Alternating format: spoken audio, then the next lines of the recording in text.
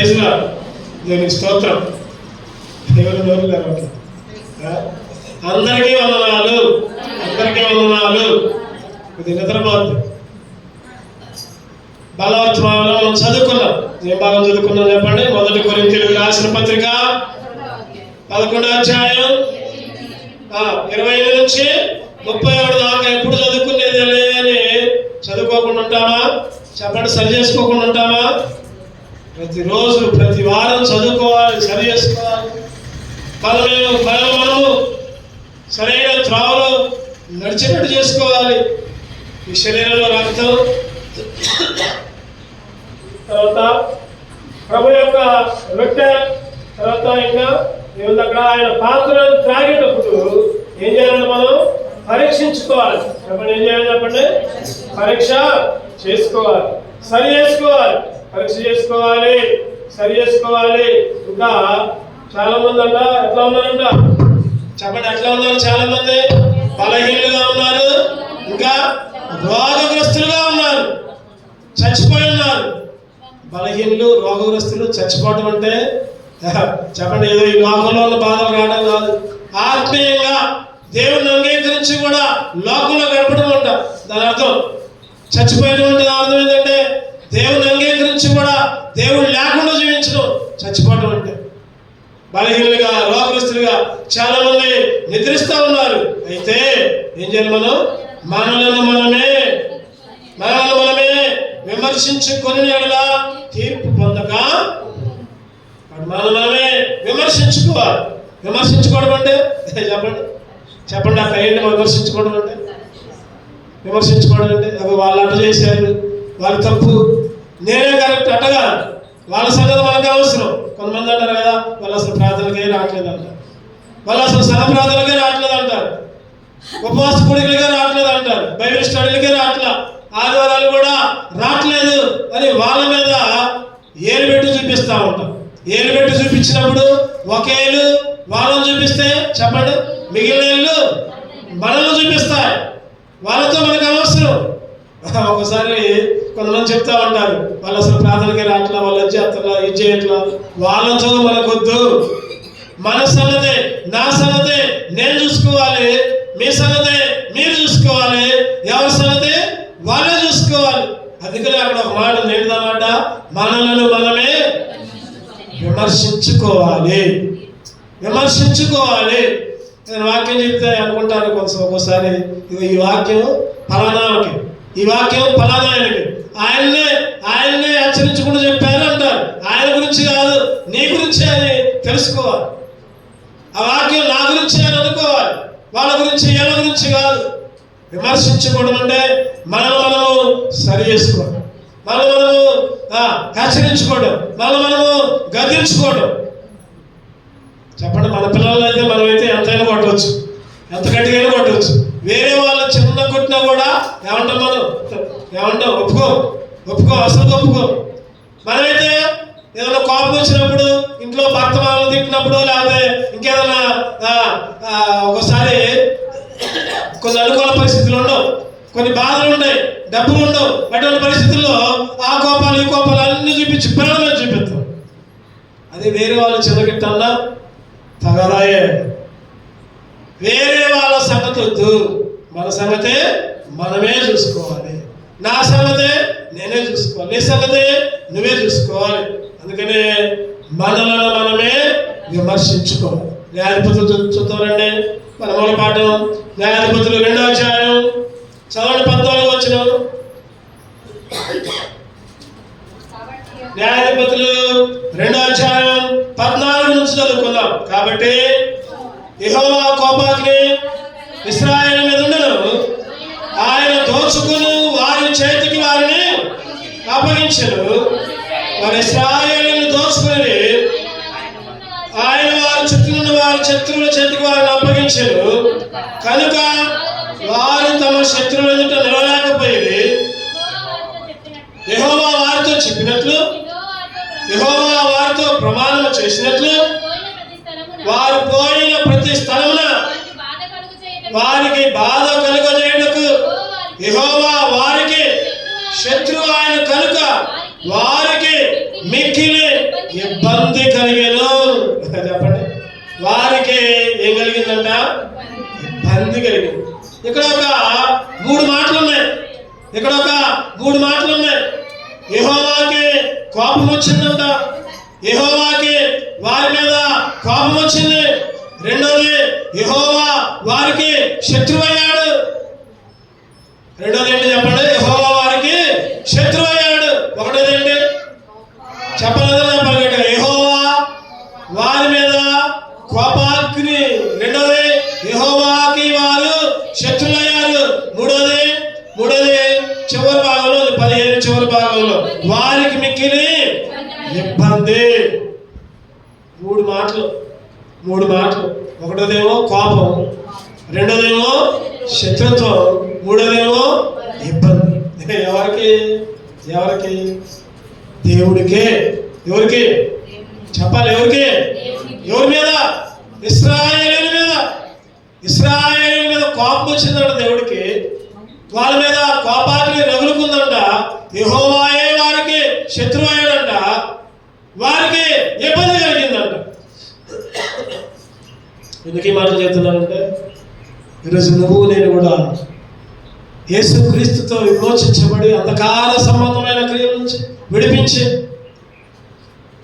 ఆయనే మరణాన్ని నడతకు చేసుకొని ఆయనే రక్తాన్ని గార్చి నీ కొరకు నా కొరకు బలే తను తానే అప్పగించుకొని, చెప్పండి, తను తానే అప్పగించుకొని మన పాపాలన్నీ క్షమించి ఆయన రాజ్య నివాసులుగా చేస్తే మనం ఎట్లా ఉన్నామంటే ఆయనకి వ్యతిరేకంగా ఉంటున్నాం, ఆయనకి దూరంగా ఉంటున్నాం, ఆయన చెప్పిన మాట వింటున్నా, ఆయనకి లోబడట్లా.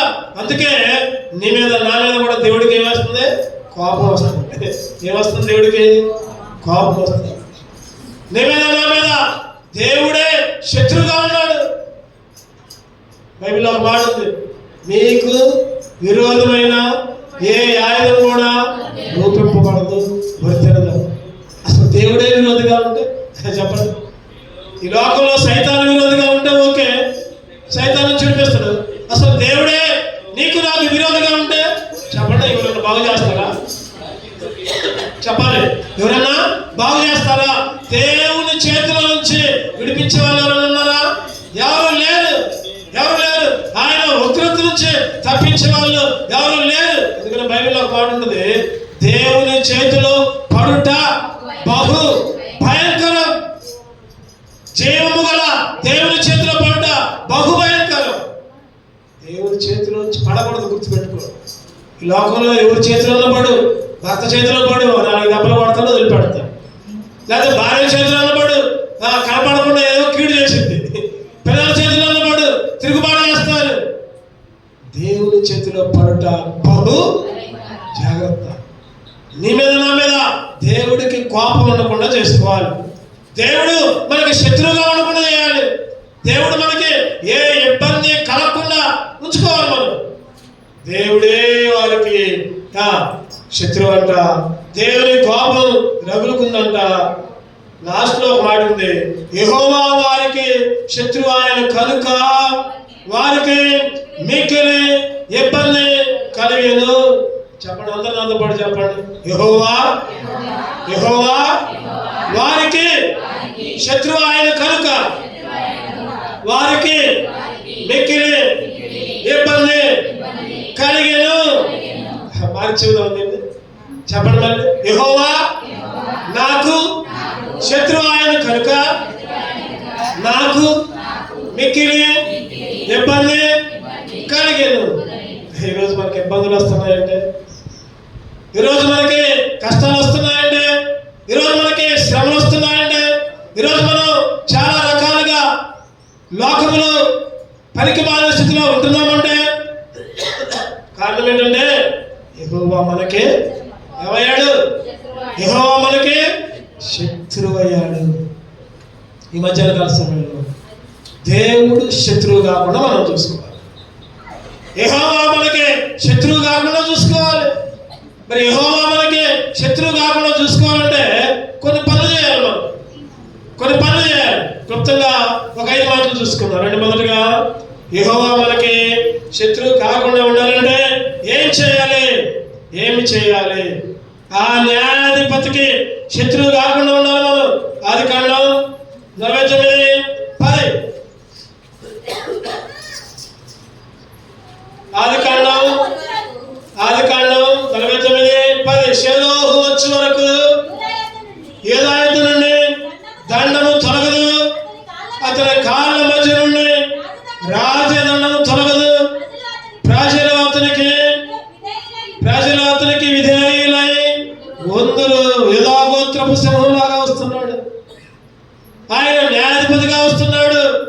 షిలోహు వచ్చే వరకు, చెప్పండి, షిలోహు వచ్చే వరకు చెప్పండి. యూదాయతు నుండి దండము తొలగదు, యూదాయతు నుండి దండము తొలగదు. యూదాగోత్రపు సింహంలాగా వస్తున్నాడు. న్యాయాధిపతిగా వచ్చి ప్రాణాన్ని పెట్టాడు ఒకప్పుడు, కానీ ఈసారి న్యాయాధిపతిగా వచ్చి చెప్పండి శిక్షించడానికి, అగ్నిగుణంలో పడేయడానికి వస్తున్నాడు ఆయన. జాగ్రత్తగా ఉండాలి. అక్కడ ఒక మాట ఉంది, ప్రజలు అతనికి విధేయులై ఉందరు. ఆ రాజుకి, ఆ న్యాయాధిపతికి విధేయులై ఉందరు. విధేయులుగా ఉండాలి. ఈరోజు దేవునికి నీ మీద నా మీద కోపం లేకుండా ఉండాలంటే, దేవుడు మనకి శత్రువు కాకుండా ఉండాలంటే, దేవుడు మన ఇబ్బందులన్నీ తీసివేయాలంటే చెప్పండి ఏం చేయాలి? ఆయనకి విధేయులై ఉండాలి. ఒకటోది ఏం చేయాలి? అప్పుడు మనం విధేయులై ఉండాలి.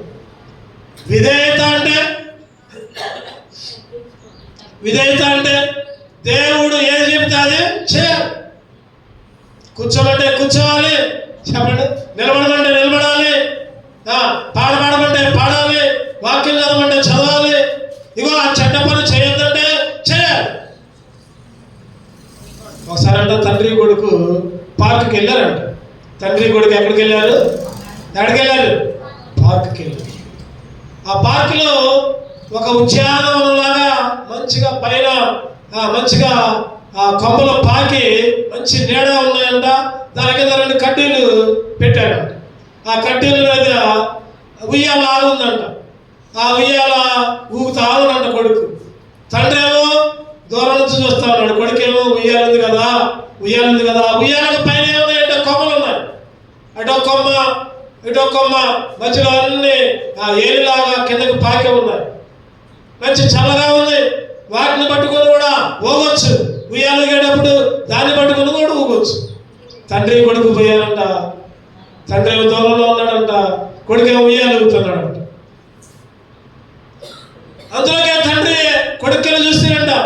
కొడుకుని చూసి కొడుకుతో అన్నాడంట, అరే ఉయ్యాల నుంచి దూకురా ఒకసారి అన్నాడంట. ఏమన్నా చెప్పండి? ఉయ్యాల నుంచి దూకురా అన్నాడంట. కొడుకు వెంటనే ఏ మాత్రం ఆలస్యం చేయకుండా దూకాడు. ఎందుకు నాలా దూకేది? ఏమైతే ఊగితే అలా చెప్పండి. చెప్పగానే చేశాడు, చెప్పగానే విధేయుడయ్యాడు. విధేయత అంటే లోపట్టం. అదే మనమైతే చెప్పండి, ఎందుకు నాలా దూకేది? ఊగుతున్నారు, తర్వాత దిగుతారు. వెంటనే దూకాడు. తండ్రి ఒక్కసారి వచ్చి ఆ కొడుకుని ఎత్తుకొని పక్కకు పోయాడు. ఏంటి సంగతి అంటే ఆ ఉయ్యాలు ఊగేటప్పుడు, కొడుకు ఊగేటప్పుడు ఆ పైన నుంచి ఒక పెద్ద పాము ఏలాడబడుకుంటూ ఆ కుమారుడి మీదకి వస్తుందంట. ఆ కుమారుడి మీదకి వస్తుంది. ఒక్క సెకండ్ ఆలస్యమైతే ఆ కుమారుని చుట్టుకునేది. నిజంగా ఆ కొడుకు ఎందుకు నేను దూకేది అని అంటే చాలు, వెంటనే ఆ పాము మీద పడేది, కాటేసేది, చచ్చిపోయేవాడు. అందులో వెంటనే లోపడ్డాడు, శిక్ష నుంచి తప్పించుకున్నాడు. అది విధేయత అంటే ఏది చెబితే అది చేయడమే. అది విధేయత. చెప్పగానే విధేయత చూపించకుండా తర్వాతలే వాయిదాలు వేసుకుంటూ వస్తే ఇటువంటి శిక్ష సైతానుగాడు నోరు తెలుసుకుని ఉన్నాడు. ఎవరు నోరు తెలుసుకున్నారు? ఎవరు? సైతానుగాడు. ఎవరు మింగుదనా? ఎవరు నా నోట్లో పడతారా? గర్జించు సింహంలే ఎవరి మీదనే చూస్తున్నాడు. అందుకే విధేయత చూపించు. ఎవరికి? దేవునికి. ఎవరికి?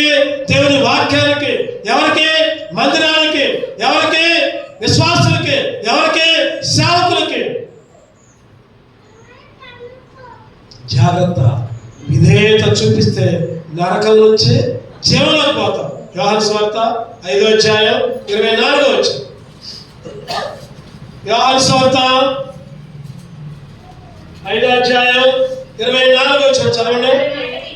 నా మాట విని నన్ను పంపిన వారిని విశ్వాసం ఉంచువాడు నిత్య జీవము గలవాడు, వారి తీర్పులోనికి రాక మరణములో నుండి జీవములోకి దాటి ఉన్నాడని మీతో నిశ్చయముగా. తీర్పులోనికి రాక మరణము నుండి జీవం, మరణము నుండి జీవం. దేవుని మాట విను, దేవునికి లోబడు, విధేయత చూపించు, రక్షణ పొందు, మారుమనస్సు పొందు, బాప్తిసం తీసుకో. ఏ సమయం ఎలాంటిదో కూడా తెలియదు, ఏ సమయం ఎలాంటిదో తెలియదు. నువ్వు ఇంతలో కనబడి అంతలో మాయమైపోయే ఆవిరి వంటి జీవితం, ఆవిరి వంటి బ్రతుకు. ఈరోజు చూస్తే, పేపర్ చూస్తే, వార్తలు చూస్తే ఎంతో మంది ప్రమాదాలు, ఎంతో మంది అపాయాలు. అనుకోలా చనిపోతారని, అనుకోలా యాక్సిడెంట్లు అయితేని, అనుకోలా మరణిస్తారని. జాగ్రత్త, జీవములో నుండి మరణం. నువ్వు ఎప్పుడైతే రక్షణ పొందుతావో, ఎప్పుడైతే మారుమనస్సు పొందావో, ఎప్పుడైతే బాప్తిసం తీసుకుంటావో చాలు, చాలు. రక్షణ పొందడం చాలు, మారుమనస్సు పొందడం చాలు, బాప్తిసం తీసుకోవడం చాలు. ఏం చేయాలి? మరణం వరకు మందిరంలో గడపాలి, దేవునికి లోబడాలి, విధేయత చూపించాలి. కొంతమంది అనుకుంటారు కదా, నేను బాప్తిసం తీసుకుంటే చాలే, నేను పరలోకం పోతానే. తప్పది, మాట తప్పు. బాప్తిసం తీసుకుంటే చాలదు. ఎప్పటికప్పుడు సరి చేసుకొని, కడుక్కొని, ఉతుక్కొని, ఆయన శరీరంలో, ఆయన రక్తంలో ఆయన వచ్చే దాకా ఆయన్ని ప్రచురిస్తూ ఉండాలి. అప్పుడే పరలోక రాజ్యం. ఆయన మాట వింటే నరకము నుండి ఎక్కడికంట? జీవం. లోబడు, లోబడు. రోమీయులకు రాసిన పత్రిక 1:7. రోమీయులకు రాసిన పత్రిక 1వ అధ్యాయం 7వ వచనం చివరిలో ఉంటుంది, చూద్దామండి. చివరిలో యేసు క్రీస్తు శరీరమును బట్టి దావీదు సంతానముగాను మృతుల్లో నుండి పునరుద్ధానుడైన పరిశుద్ధమైన ఆత్మను బట్టి దేవుని కుమారుడుగాను ప్రభావముతో నిరూపింపబడెను. ఈయన నామ నిమిత్తము సమస్త జనుడు విశ్వాసములకు విధేయులగునట్లు ఈయన ద్వారా మేము కృపను అపోస్తలత్వమును విధేయత. చెప్పండి, దేని ద్వారా? విధేయత. ఒకటోది విధేయులుగా ఉండాలి. విధేయులుగా ఉంటే చెప్పండి ఏం జరగదు? దేవుడు మనకి శత్రువు కాడు, దేవుడి కోపం మన మీద ఉండదు, ఏ ఇబ్బంది కూడా కలగదు. రెండో చూద్దారండి, న్యాయాధిపతులు 14:15 చదవండి. అదే భాగం నుంచి మనం మొత్తం ధ్యానం చేసుకున్నాం. న్యాయాధిపతులు 2:15. 7వ దినమున న్యాయాధిపతులు 2:15 యెహోవా వారితో చెప్పినట్లు, యెహోవా వారితో ప్రమాణం చేసినట్లు వారు పోయిన ప్రతి స్థలమున వారికి బాధ కలుగలేటకు యెహోవా వారికి శత్రువు. వారికంట బాధ అంట. చెప్పండి, ఏముంది సరే? బాధ కలగలేయడానికి శత్రువు అయ్యాడు. మరి ఏం చేయాలి? ఎందుకు బాధ కలిగింది? ఎందుకు బాధ కలిగింది అంటే వారి పనులు దేవుడికి ఇష్టమైన పనులు కాదు, వారి క్రియలు దేవునికి వ్యతిరేకమైన క్రియలు, దేవుని చిత్తమైన క్రియలు కాదు. వారికి ఎన్నో బాధలు వచ్చినాయి. అరణ్యంలో నుంచి బయటకు వచ్చారు, ఎర్ర సముద్రం ఎదురేది. ఎర్ర సముద్రం నుంచి బయటకు వచ్చారు, ఎప్పుడు గునుగుడు సనుగుడే, ఎప్పుడు దేవుడి మీద ఆగడమే. మాకు అది లేదు, మాకు ఇది లేదు అంటే వారి క్రియలు దేవునికి ఇష్టమైనవి కావు. బైబిల్లో ఉంటుంది ఒక మాట, గలతీ 6:7 మోసపోకుడే దేవుడు వెక్కిరించబడడు. మనుషుడు ఏమి విత్తునో ఆ పంటనే, ఏమి విత్తునో మనుషుడు ఏమి విత్తునో ఆ పంటనే. ఏమి విత్తుతావు, నువ్వు ఏ పని చేస్తావు, ఏ పని చేస్తావు ఆ పంటే నువ్వు కోస్తావు. నాకేమి శిక్ష రాలా, నేను తప్పించుకున్నా తప్పించుకున్నాను అనుకుంటున్నావేమో.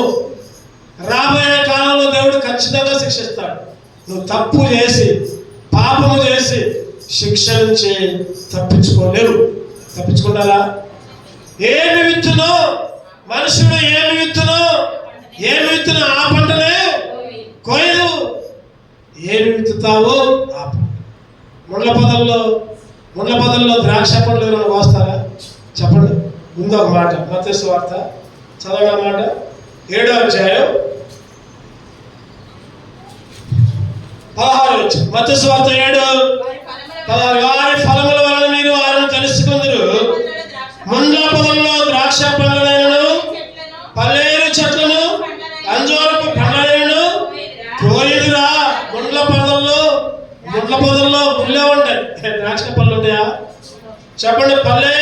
పల్లేరు చెట్లలో అంజూరపు పండ్లు ఉంటాయా? పల్లేరు కాయలే ఉంటాయి. అట్లనే నువ్వేది చేస్తే అదే నువ్వు అనుభవిస్తావు. నీ క్రియలు జాగ్రత్తగా ఉండాలి. నీ క్రియలు సరి చేసుకోవాలి. ఒకటోదేమో విధేయత చూపించాలి. రెండోదేమో నీ క్రియలు అంటే నువ్వు చేసే పనులు. ప్రకటన 3వ అధ్యాయం 1వ వచనం. ప్రకటన 3:1. సార్దీసులో ఉన్న సంఘపు దూతకి ఇలాగు రాయము.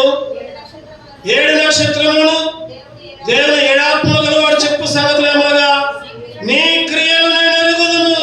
చాలు. నీ క్రియలు నువ్వు పేరుకే బ్రతికా, నువ్వు పేరుకే జీవిస్తున్నావు, మృతుడివే, నువ్వు చచ్చిపోయినాడువే. నీ క్రియలు ఏదో ఆదివారం వస్తున్నావు పోతున్నావు, ఏదో ఆదివారం వస్తున్నావు పాటలు పాడుతున్నావు, ఆదివారం వస్తున్నావు చందా వేస్తున్నావు, ఆదివారం వస్తున్నావు నేను కూడా భక్తుని అనుకుంటున్నావు. మరి నీ క్రియల సంగతి ఏంటి? నీ పనులేంటి? నీ క్రియలు నేను ఎరుగుదును అంటున్నాడు దేవుడు. ఎవరలేదు నాకు తెలియకపోవచ్చు, నీకు తెలియకపోవచ్చు. నేను చేసే పని నీకు తెలియకపోవచ్చు. చెప్పండి. మీరు చేసే పని నాకు తెలియకపోవచ్చు. లేదా నీ భర్తకు తెలియకపోవచ్చు నువ్వు చేసే వేషాలు, నీ భార్యకు తెలియకపోవచ్చు నువ్వు చేసే మోసాలు, లేకపోతే ఇంకెవరికైనా తెలియకపోవచ్చు నీ ఆటలు, నీ యాక్షన్లు. కానీ దేవుడు అంటున్నాడు నీ క్రియలు నేను ఎరుగుదును. నీ క్రియలు నువ్వు చేసేది మొత్తం నాకు తెలుసు. నీ ఆలోచనలు, నీ తలంపులు, నీ నడక, నీ పడక అన్నీ జాగ్రత్త. పేరుకే జీవిస్తున్నావు నువ్వు, వృద్ధుడవే. పేరుకే జీవిస్తున్నావు, పేరుకే. ఆ రోజు కయ్యతో అంటాడు దేవుడు, ఏమంటాడు చెప్పండి? సత్క్రియ చెయ్యి అంటే నువ్వేమో దుష్టక్రియ చేశావు, తమ్ముడు చంపావు, నీ తమ్ముడైన ఏబేల్ని చంపావు. నువ్వు సత్క్రియ చేస్తే నీ ముఖం ఎలా చిన్నబుచ్చుకుంటావు? ఎందుకు తలకాయ ఎంచుకుంటావు? చెప్పండి. మంచి పనులు చేసాడు ఎవడు తలకాయ ఎత్తుకుంటున్నా? ఎవడు ఎత్తుకోండి. దొరకనంత కాలమే దొంగ, దొరకనంత కాలమే దొంగగా దొరకపోతే దొరికితే దొంగ, దొరకకపోతే తలగరేయచ్చు, లేకపోతే ఎదురు మాట్లాడవచ్చు, లేకపోతే ఇంకేదైనా చెప్పవచ్చు. రెడ్ హ్యాండెడ్గా పాపం చేసి పట్టబడిన స్త్రీని తీసుకుని వచ్చారు. రెడ్ హ్యాండెడ్గా పాపం చేస్తుంటే చూశారు, తెచ్చారు. రాళ్ళతో కొట్టాలి, చంపాలి. యేసుక్రీస్తు ఏమన్నాడు చెప్పండి? మీలో పాపం లేని వాడు అమ్మేదా? దొరకనంత కాలమే. దొరికినా కూడా వాళ్ళు పాపి, వీళ్ళు పాపి, మంచిది కాదు, ఈయన మంచోడు కాదు. దొరికితే అందరూ దొంగలే. మనం అందరినీ ఏడుపెట్టి చూపిస్తున్నాం. మన సంగతి ఏంటి మరి? ఆమెమో దొరికి తప్పు చేసింది, మనమేమో దొరకకుండా తప్పు చేస్తున్నాం. అంతే తేడా. ఈరోజు జాగ్రత్తగా నీ క్రియలు నేను ఎరుగుదును. నీ క్రియలన్నీ. అందుకని ఏం చేయాలంటే మనం క్రియలు సరి చేసుకోవాలి. ఏం చేసుకోవాలి? ఒకటోది విధేయత చూపించాలి, రెండోది క్రియలు సరి చేసుకోవాలి, మూడోది చదవండి.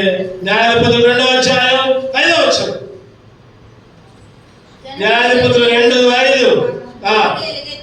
జనులు ఎలుగెత్తి ఏడ్చిరి, కాగా ఆ చోటుకి భోకీమని పేరు పెట్టబడెను. జనులు ఎలుగెత్తి ఏడ్చారు. జనులంట అంటే ఇశ్రాయేలు. జనులు అంటే ఇశ్రాయేలు. చదవండి 3వ వచనం కూడా. మీరు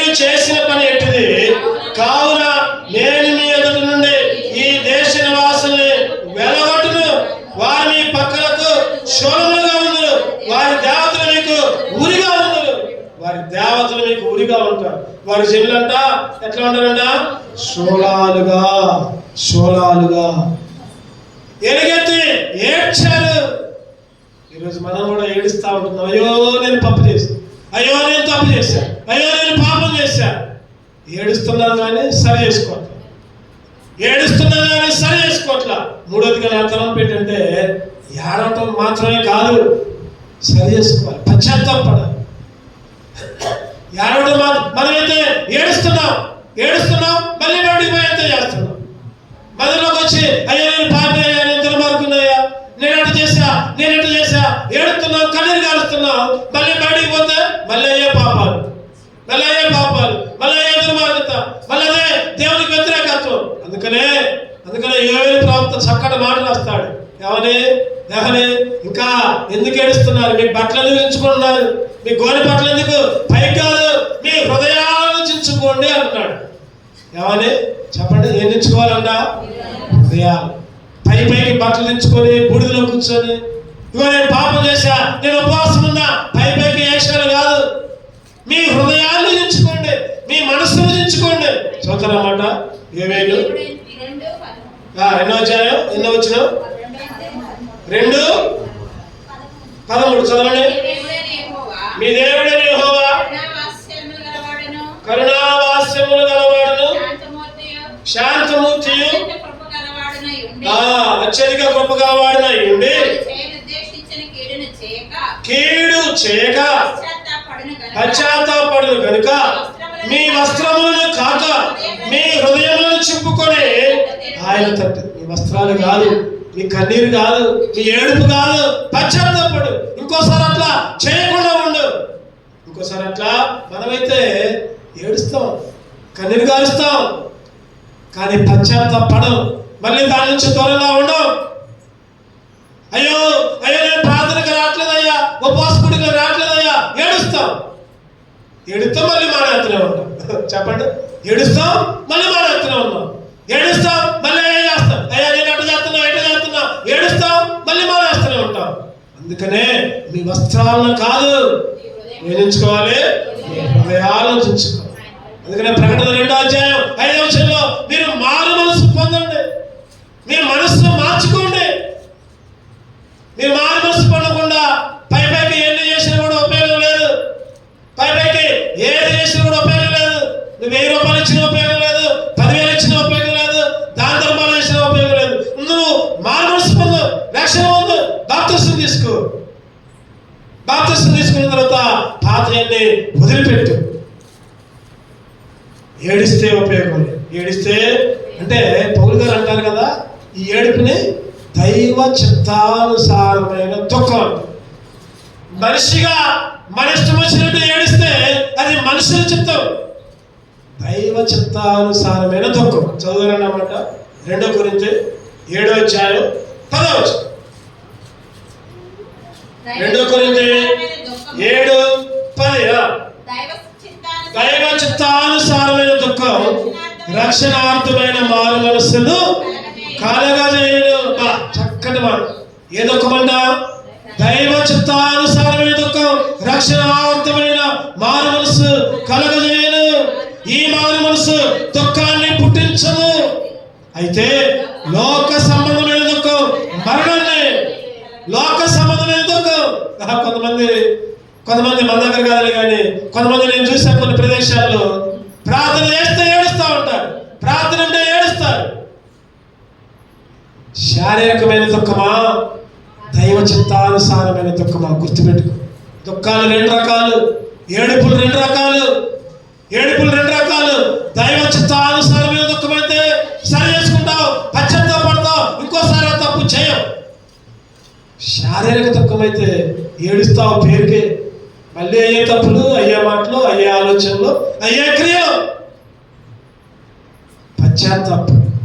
దావీదు గారు పశ్చాత్తాపడ్డారు. అయ్యో పాపినయ్యా, పాపం చేశా, ఇస్సాముతో గడుగు, ఎమ్మకడే తలగని విరిగి నలిగిన మనిషి ఆయనకి ఇష్టమైన బలి. దావీదు గారు అది పశ్చాత్తాపం అంటే కీర్తనలో 51వ అధ్యాయంలో మనం చూస్తాం ఈ మాటలన్నీ. అయ్యో నేను అతిక్రమణ చేశా, పాపాలు చేశా, క్షమించు. ఏడ్చాడు. అందుకనే దేవుడు అంటాడు, ఒక్క బత్షెబ విషయంలో తప్ప దావీదు నా హృదయాలు ఎప్పుడు పాపం చేయాల, ఎప్పుడు ఎదురుగల, చనిపోయేదాకా దేవునికి వ్యతిరేకంగా జీవించాలా. ఈ మధ్యాహ్నకాల సమయంలో చెప్పండి, ఏం చేయాలి? మనం మొదటగా విధేయులుగా ఉండాలి, రెండవదిగా మన క్రియలు సరి చేసుకోవాలి, మూడవదిగా పశ్చాత్తాపడాలి, నాలుగవదిగా చూద్దామండి న్యాయాధిపతులు 2:16-17. ఆ కాలంలో యెహోవా వారి కొరకు న్యాయాధిపతులను పుట్టించెను, వీరు దోచుకుని వారి చేతిలో నుండి ఇశ్రాయేలు రక్షించిరి. అయితే వారు ఇంకా న్యాయాధిపతుల మాట వినక, చెప్పండి, ఇంకా అంటే దాని అర్థం ఏంటి చెప్పండి? ఇంకా అంటే అరే దేవుడు నిన్ను కాపాడాడు కదా, సావు నుంచి తప్పించాడు కదా, రోగం నుంచి విడిపించాడు కదా, స్వస్థత ఇచ్చాడు కదా, దేవుడు నిన్ను విమోచించాడు కదా, ఇంకా లోకంలో ఉంటున్నావండి. ఎన్ని మంచి పనులు చేసినా ఇంకా లోపడట్లా. నాకు అది లేదు, నాకు ఇది లేదు, ఎప్పుడు కొలగడమే, ఎప్పుడు సరగడమే, నాకు అది చేయట్లా, నాకు ఇది చేయట్లా. ఇప్పుడు దాకా చేసిన పనులు ఏంటి? ఇంకా న్యాయాధిపతులని దోచుకున్న వాళ్ళ చేతిలో నుంచి ఇశ్రాయేలు రక్షించారు, కానీ ఇంకా న్యాయాధిపతుల మాట వినక ఏముంది అక్కడ? తమ పితరుల యెహోవా ఆజ్ఞను అనుసరించి నడిచే మార్గం నుండి త్వరగా తొలగిపోయి ఇతర దేవతలతో వ్యభిచరించి వాటికి నమస్కరించి తమ పితరులు ఆజ్ఞను అనుసరించినట్లు వారు నడవకపోయి. ఎంత ఘోరం! వ్యభిచారం అంట, పాపం అంట, త్రాగపిరాడమంట. చెప్పండి, ఈరోజు మనం కూడా వ్యభిచారం చేస్తున్నాం, ఇంకా వ్యభిచారం చేస్తున్నాం. వ్యభిచారం అంటే అదేదో పాపం కాదు. నువ్వు దేవుని మందిరానికి రాకుండా నీ పని ఏదైనా చేసుకుంటే ఆ పనితో నువ్వు వ్యభిచరించినట్లు. ఎన్నోసార్లు చెప్పే మాట. నువ్వు దేవుని మందిరానికి రాకుండా నువ్వు ఉద్యోగానికి వెళ్తే ఆ ఉద్యోగంతో వ్యభిచరించినట్లు. నువ్వు దేవుని మందిరానికి రాకుండా నువ్వు ఇంట్లో అన్నం కూరలు వండుకొని తింటుంటే నీ ఇంటితో నువ్వు వ్యభిచారం చేసినట్టు గుర్తుపెట్టుకో. దేవుడిచ్చే హెచ్చరికలు. దేవుడంట ప్రవక్తల్ని, సేవకుల్ని పంపిస్తామంట, వాక్యాల్ని చెప్పిపోయేస్తానంట. దేవుడు మాట్లాడినట్టే అనుకోవాలి. ఒకసారి నాకు కూడా ఆశ్చర్యమైంది. కొన్ని మాటలు నా నోట్ల నుంచి కూడా అనుకోకుండా కొన్ని మాటలు వస్తాయి. తర్వాత అనుకుంటా, ఏంటి నేను ఎట్లా చెప్పానంటే అనుకుంటా. కానీ దేవుని ఆత్మ ప్రేరేపించి హెచ్చరించడానికి, బుద్ధి చెప్పడానికి కొన్ని కఠినమైన మాటలు కూడా దేవుడు మాట్లాడుతూ ఉంటాడు. అందుకే మనం ఏం చేయాలంటే దేవుని మాట వినాలి, దేవునికి లోబడాలి.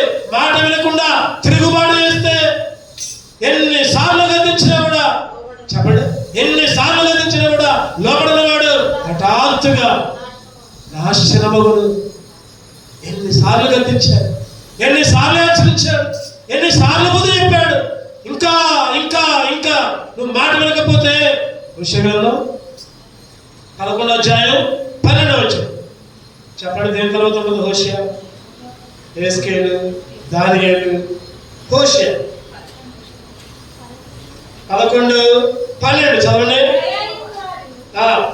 ఎఫ్రాయిము వారు అబద్ధములతో నన్ను ఆవరించి ఉన్నారు, ఇశ్రాయేలు వారు మోసక్రియలతో నన్ను ఆవరించి ఉన్నారు.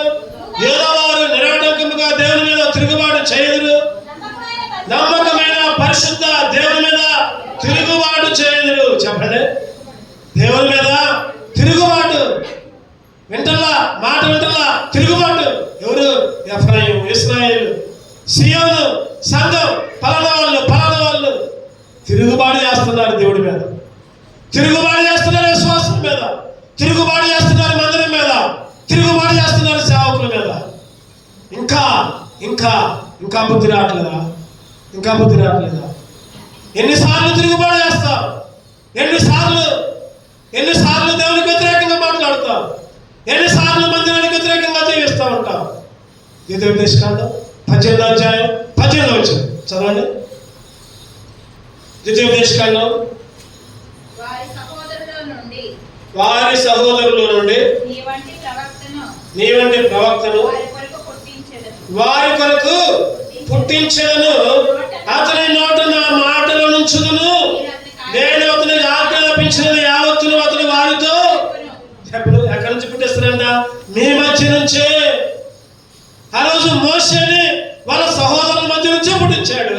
ఈరోజు సేవకుల్ని మీ మధ్యలో నుంచే పుట్టిస్తా. ఎవరంట? ఎవరక్కడ? ప్రవక్తలు వారి కొరకు పుట్టించను. అతని నోట నా మాట నుంచుదును. నేను అతనికి ఆజ్ఞాపించినది యావత్తు వారితో చెప్పు. చెబితే తిరుగుబాటు చేస్తారంటే, ఇంకా చెబితే ఇంకా వ్యతిరేకంగా ఉంటారండి. చెబితే ఇంకా దేవుని సన్నిధిలో పశ్చాత్తాపట్లేదండి, క్రియలు మార్చుకోవట్లేదండి, విధేయత చూపించట్లేదండి.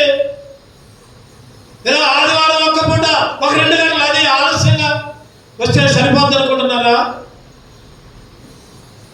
తిరుగుబాటు చేయడం అంటే ఇంకేదో అనక్కర్లా, ఇంకేదో చేయక్కర్లా. దేవుని సన్నిధిలో గడపకుండా ఉండటమే తిరుగుబాటు. దేవుని వాక్యానికి లోబడగా పోవడమే తిరుగుబాటు. ఒక తండ్రి అన్న అల్లారు ముద్దుగా కూతుర్ని పెంచిండు. అల్లారు ముద్దుగా కూతుర్ని పెంచిండు. మంచిగా చదువుకుంది, 10th, ఇంటర్, 1st క్లాస్. ఆ తల్లిదండ్రులు ఎంతో సంతోషపడ్డారు. అబ్బా మా అమ్మాయి ఎంత చక్కగా చదువుకుంటుంది, ఎంత చక్కగా పాస్ అయింది. BTech 1st class, MTech 1st class. ఎంతో లోబడింది, మందిరానికి వెళ్ళింది, లోబడలేదు. దేవుడు అన్నింటిలో విచారించాడు, అన్నింటిలో విచారించాడు. ట్రైనింగ్ పీరియడ్ ఉద్యోగం వచ్చింది. 1 సంవత్సరం ట్రైనింగ్ చేయాలమ్మా అని దూర ప్రాంతానికి పంపించారు. బెంగళూరుకి పంపించారు. తల్లిదండ్రులకు దూరంగా పోయింది. సొంత స్నేహితుల మాయలో పడింది.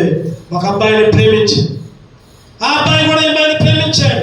ఆ అబ్బాయికి అమెరికాలో ఉద్యోగం. అబ్బా సంతోషం ఆగబట్టలేకపోయింది. అబ్బా నేను చేసుకునేది అమెరికా అబ్బాయి, నేను అందరికీ చెప్పుకుంది.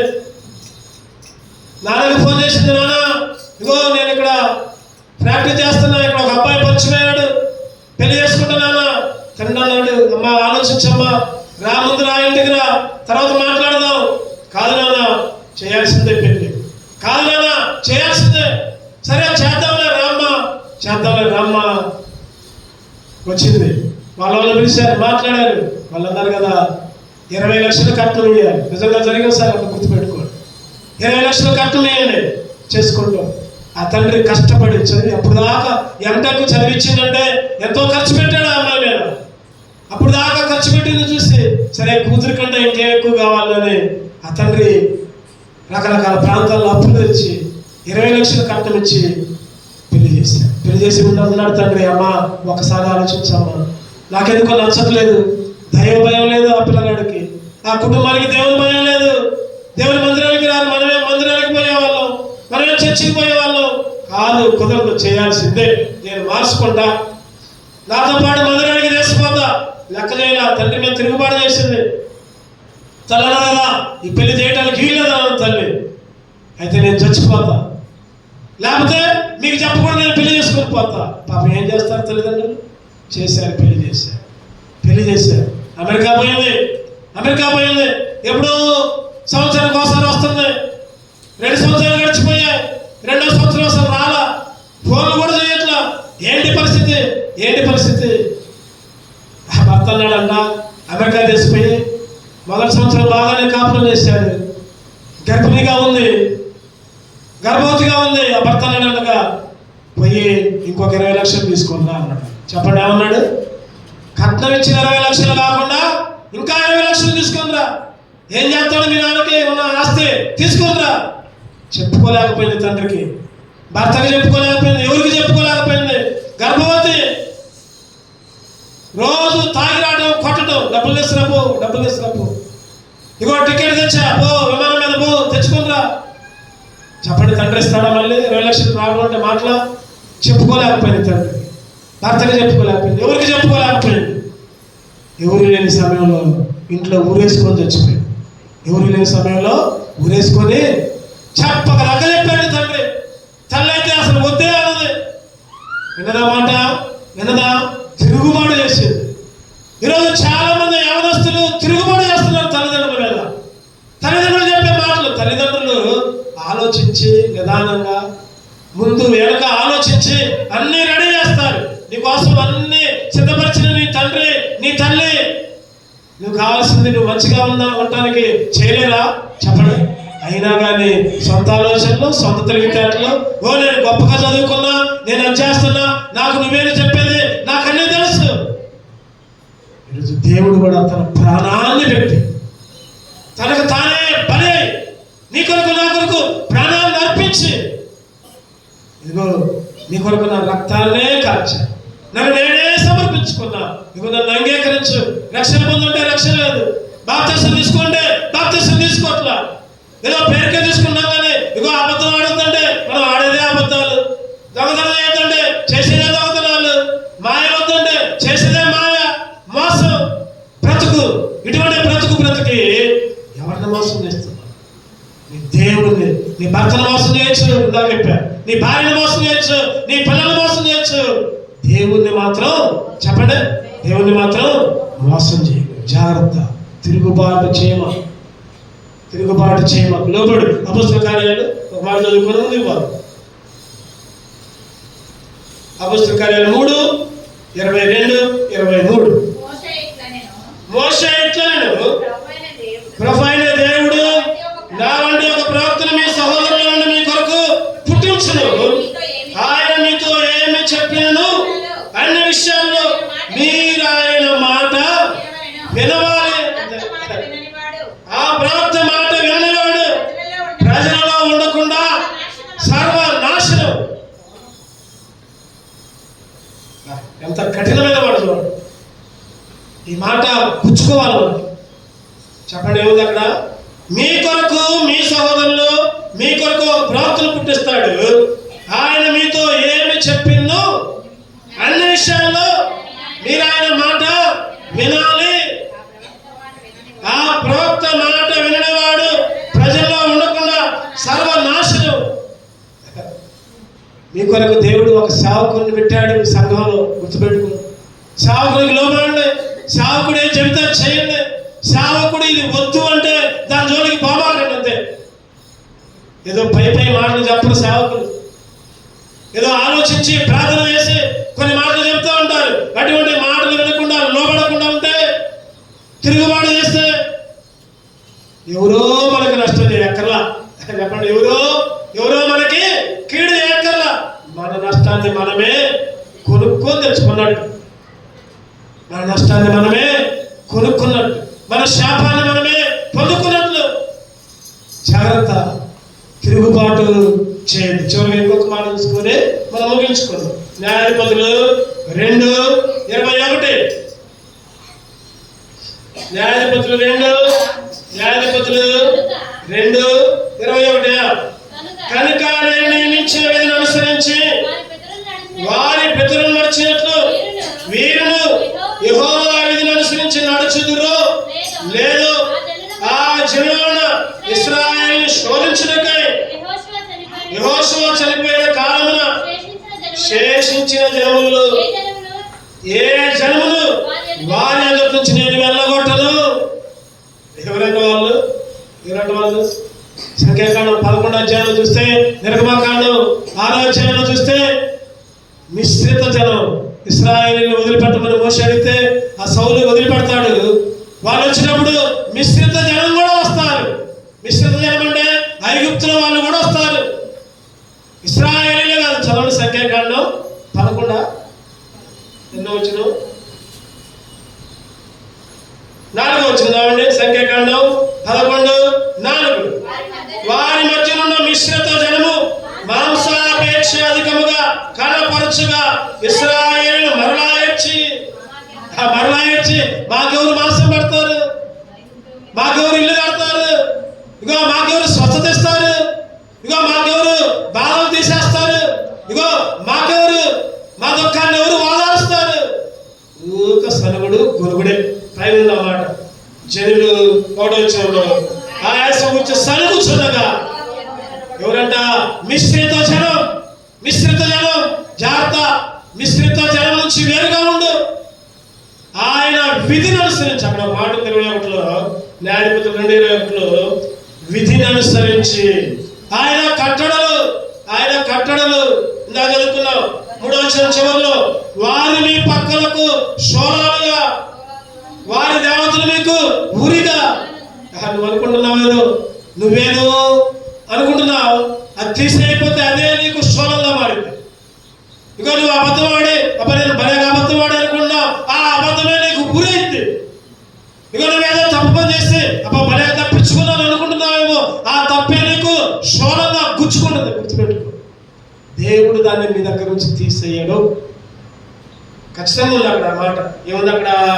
ఇశ్రాయేలు శోధించుటకై, ఇశ్రాయేలు శోధించుటకై, శూలాలు ఊరులు. అందుకనే లోబడు, దేవుని కట్టడలు, విధులు, ఆజ్ఞలు. చెప్పండి, ముఖ్యమైన ఆజ్ఞలు ఏంటి? 2 ఇచ్చాడు దేవుడు మనకి. ముఖ్యమైన ఆజ్ఞలు 2 ఏంటి? నీ పూర్ణ హృదయంతో దేవుణ్ణి ప్రేమించు, నిన్ను వల్ల నీ పొరుగు వాడిని. అయిపోయింది, మొత్తం అయిపోయింది. నీ పూర్ణ హృదయంతో అంటే, నీ హృదయం ఆరా దేవుని సన్నిధిలో గడపడం. బైబిల్ స్టడీ అప్పట్టామంటే, ఆదివారం ఒక పూట వస్తున్నామంటే, ఉపవాస ప్రార్థన కొడుతున్నామంటే పూర్ణ హృదయం లేదు. ఉందా?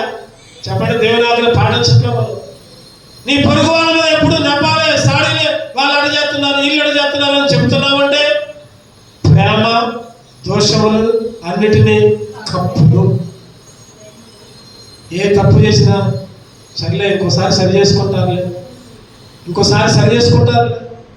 ప్రేమ దోషములన్నింటినీ కప్పు. నీ పొరుగు వాళ్ళని ప్రేమించు.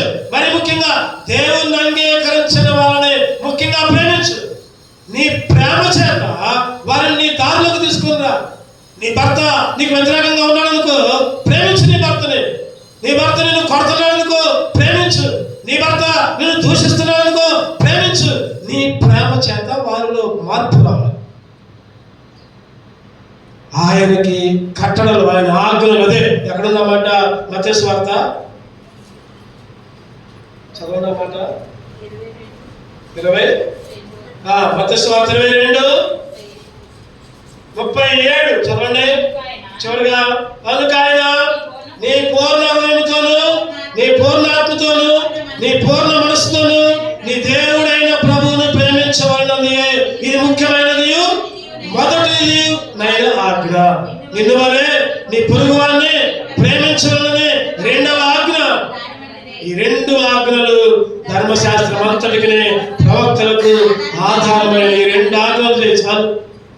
ఈ 2 ఆజ్ఞల్లోనే అన్నీ ఉన్నాయి. అబద్ధం ఆడద్దు, విగ్రహారాధన చేయొచ్చు, ఇంకెవరికి నమస్కరించొద్దు, పాపం చేయొద్దు, వ్యభిచారం చేయొద్దు, ఆకాశంలో, భూమిలో, లేకపోతే సముద్రాల్లో ఏ ఊరిని కూడా పూజ చేయొద్దు. ఈ 2 అన్నీ ఉన్నాయి. జాగ్రత్త. దేవుని విధులు, దేవుని కట్టడలు. 2 కళ్ళు మూసుకుందాం.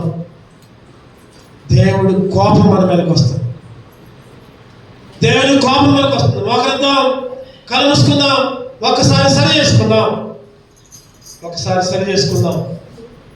దేవుని కోపం వస్తుంటే ఆయన శత్రువుగా ఉంటున్నాడు మన మీద. ఆయన శత్రువు.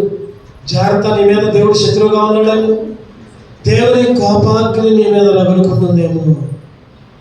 నీకు ఇబ్బందులన్నీ, కష్టాలన్నీ చుట్టుముట్టాయేమో. జాగ్రత్త. సరి చేసుకో. యోగ్యముగా